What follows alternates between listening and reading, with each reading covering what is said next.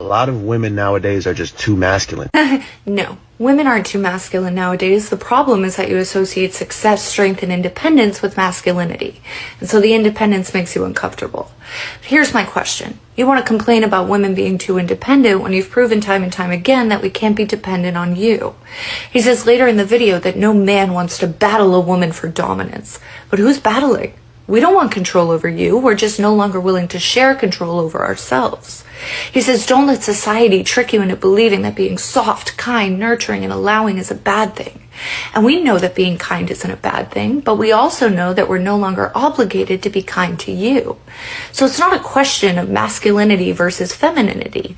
It's a shift from need to want.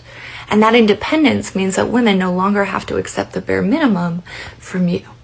Yeah, the interesting thing is that she's not wrong, and neither is he. I think that two things can be true at the same time.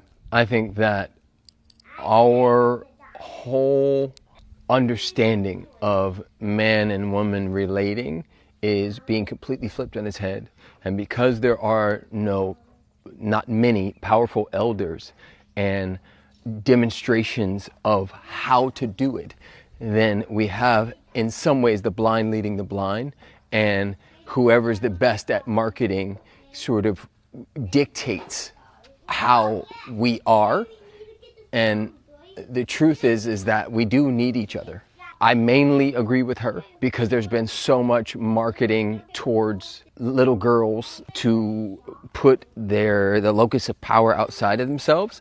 And so they've been taught and conditioned and programmed from the beginning to feel good enough when he chooses you, et cetera, et cetera, et cetera. And so there's this big pendulum swing where women are, A, realizing they don't, quote unquote, need a man the way they used to.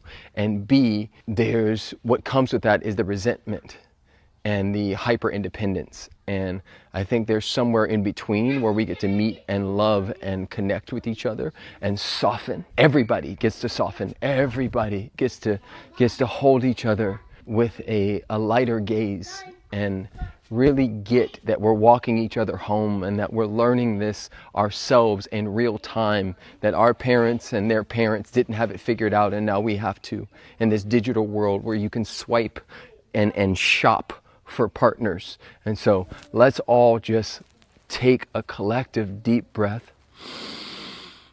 and understand that we are living in the gray.